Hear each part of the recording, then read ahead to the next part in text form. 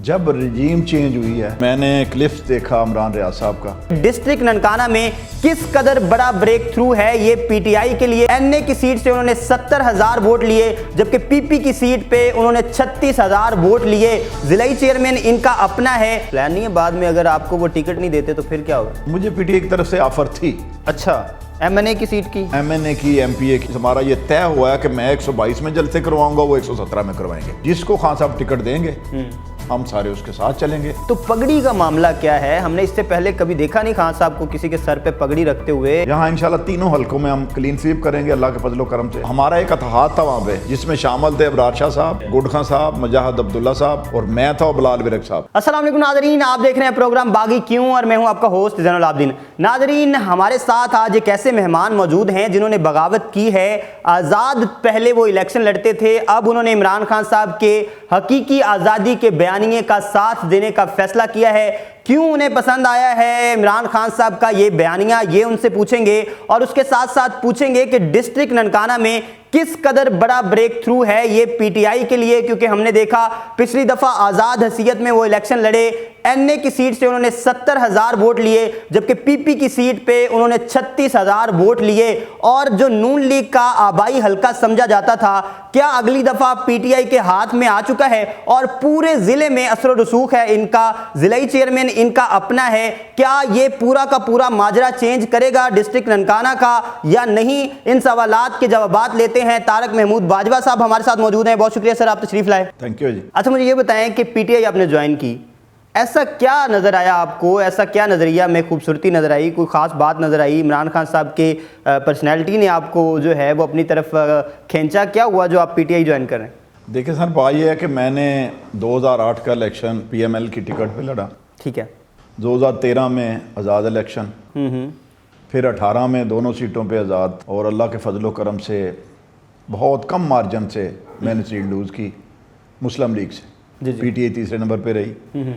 जब रजीम चेंज हुई है तो मैंने क्लिप्स देखा इमरान रियाज साहब का, जिसमें वो कहते हैं कि ये आपने हमें वीडियो दिखाई, आपने हमें फाइलें दिखाई, आपने हमें साथ देने का कहा, हमसे अब सलूट नहीं मारा जाता, आप हमारे सलूट मार सकते हैं। तो अच्छा, तो फिर मैंने उस दिन अपना इमरान खान का नज़रिया देखते हुए मैंने अपना नज़रिया भी चेंज कर लिया। ठीक है।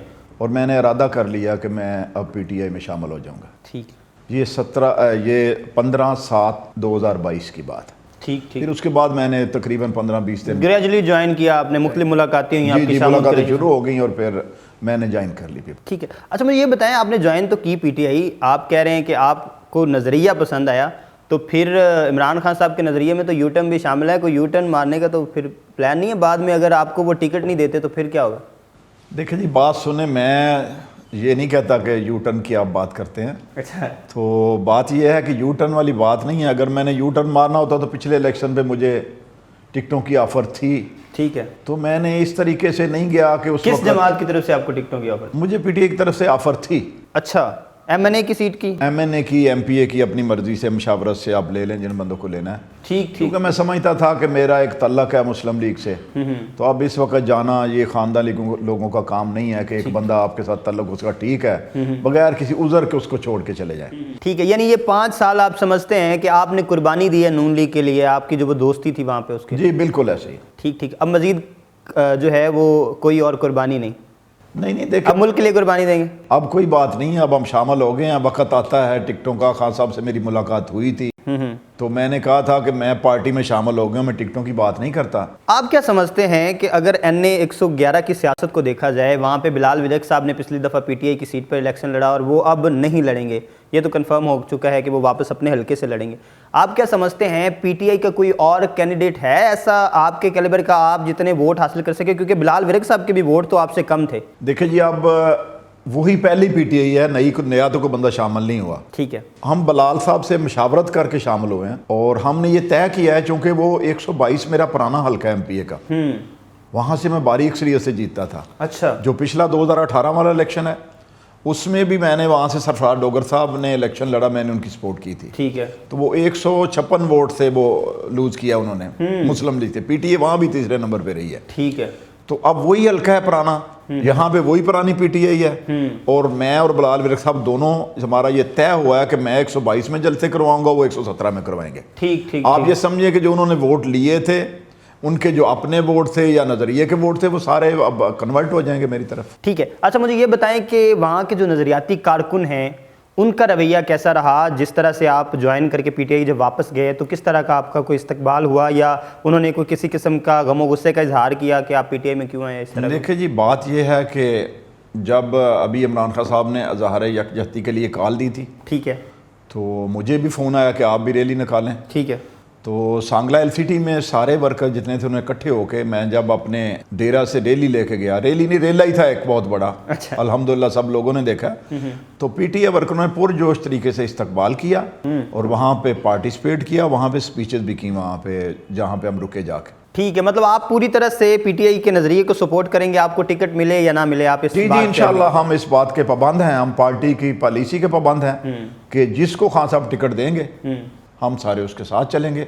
और मैं अपने उन भाइयों को भी कहता हूँ, ये इख्तलाफ जो रखते हैं कि जनाब बाजवा साहब आ गए हैं तो ये टिकट ले जाएंगे, वो ये कर देंगे, आप छोड़ दें अपने लीडर पे, जिसको खान साहब टिकट देंगे या टिकटें देंगे जिसको भी, और इंशाल्लाह हम सारे मिलकर उसके बिल्कुल। नजरियात की तो डिमांड यही है कि अगर आप नजरियाती कारकुन हैं तो फिर आपको इमरान खान साहब के फैसले को मानना बिल्कुल यही बात। बाकी रही दूसरी बात, इंशाल्लाह अगर हम पीटीआई में आए हैं तो हम 118 में भी सपोर्ट करते हैं। अच्छा, मुझे ये बताएं कि आपने ज्वाइन की पीटीआई, तो पगड़ी का मामला क्या है? हमने इससे पहले कभी देखा नहीं खान साहब को किसी के सर पे पगड़ी रखते हुए, इससे पहले तो गले में मफलर वगैरह डालते हैं, तो ये नई रवायत कायम की है, इसके पीछे क्या वजह है, क्या स्टोरी है? देखिए ये रवायत है जट्टों में पगड़ी की। जब पुराना ज़माना होता था हमारे वाले साहब भी ये खुले वाली पग पहनते थे। अच्छा अच्छा। जट्टों की रवायत है, तो ये खान साहब की मेहरबानी है कि उन्होंने रवायत की पासदारी हमें इतने तकरीबन कितने साल हो गए पार्टी को बने हुए, आज तक ऐसी ज्वाइनिंग नहीं हुई कोई भी। बिल्कुल ऐसे अल्लाह के फजलो करम से ये पहली ज्वाइनिंग है कि खान साहब ने पग पहना के हमें ज्वाइन किया, और इंशाल्लाह हम इस पग की लाज भी रखेंगे। अच्छा, मुझे ये बताइएगा, पूरे ज़िले में आपका असर रसूख है? हमने देखा जो ज़िलाई चेयरमैन थे इस दफ़ा, क्योंकि चेयरमैन के जो इलेक्शन होते हैं उसके बाद जो ज़िलाई चेयरमैन सेलेक्ट होता है वो उनके वोट से होता है जो चेयरमैन होते हैं, तो उसमें भी आपका असर रसूख नज़र आया। पीटीआई भी वहाँ पे हार गई, नून लीग भी वहाँ पे हार गई। आप जो बाजवा ग्रुप आपने वहाँ पे पर्टिकुलर बनाया हुआ है उसका ज़िलाई चेयरमैन मुंतखब होता है, तो आपका इसका मतलब है कि पूरे ज़िले में असर रसूख है। तो इस ज़िले में अगली दफ़ा हम पीटीआई को कहाँ स्टैंड करते हुए देख रहे हैं? देखिए शाह साहब, मैंने वहाँ पे रिक्वेस्ट की थी खान साहब को कि आप NA 111 और NA 112 और NA 116 सफ्तराबाद, ठीक है, ये हमारी मशावरत से यहाँ पे टिकटें दें, और इंशाअल्लाह अल्लाह के फजलो करम से हम आपको वहाँ पे, जो ननकाना में 2 सीटें एक शेखुपुरा में बनती है, ठीक है, यहाँ इंशाल्लाह तीनों हलकों में हम क्लीन स्वीप करेंगे अल्लाह के फजलो करम से, ठीक है, और आपको तीनों सीटें मैं MP है जीत के देंगे। ठीक है, क्योंकि पुराना हल्का है मेरा सफ्तराबाद, सही है, और ज़िले पे 11 मेरा अपना हल्का है, 12 में हमारा ज़िली चेयरमैन था। और अब भी देखे हमने वहाँ पे हमारा एक इत्तेहाद था वहाँ पे शाह साहब, एक हमने आज़ाद ग्रुप बनाया हुआ था, ठीक है, जिसमें शामिल थे अबरार शाह साहब, गुड खान साहब, मजाहद अब्दुल्ला साहब, और मैं था और बिलाल विरक साहब, अगले इलेक्शन के लिए। तो अब देखें गुड खान साहब भी शामिल हो गए, अब्दुल्ला मजाद शाह भी शामिल हो गए, मैं भी शामिल हो गया, इंशाअल्लाह बेइज़्निल्लाह अबरार शाह साहब भी इंशाअल्लाह, पीपल्स पार्टी के वहाँ पे कैंडिडेट थे अबरार शाह साहब बेसिकली, और वो जीते भी हैं इलेक्शन। उन्होंने 26,000 वोट हासिल किया था इस पिछले इलेक्शन में। तो वो भी इंशाल्लाह बहुत जल्द हम कोशिश कर रहे हैं, हमने रिक्वेस्ट की है उनको, इंशाल्लाह बहुत जल्द उनको भी हम अपनी पार्टी में ले आएंगे। तो ये किस कदर बड़ा डेंट है? नून लीग की बड़ी पक्की सीटें होती थी NA की, ये दोनों, जहाँ पे राय मनसब अली खान साहब जीते थे और वहाँ से बरजीस ताहिर साहब जीता करते थे, तो अब आप क्या समझते हैं अगले इलेक्शन में बिल्कुल सूरत हाल चेंज नज़र आती है? देखिए जी, मुझे तो नज़र नहीं आ रहा कि जैसे रजीम चेंज के बाद जो तब्दीली आई है, मैं नहीं समझता कि इन दोनों सीटों में या तीसरी हमारी 22 बनती है, यहाँ से कुछ सीट ले सके। इलेक्शंस की तरफ कब तक चली जाएगी PDM? देखिए जी, PDM नहीं चाहती कि अभी इलेक्शन हो, क्योंकि जिस तरह एक तब्दीली आई है लोगों में, और आज अगर इलेक्शन होते हैं तो मैं नहीं समझता कि इमरान खान साहब 2 तारीख से नहीं जीते। तो इसलिए वो चाहते हैं कि जितना लेट कर लिया जाए शायद कोई बेहतरी आ जाए।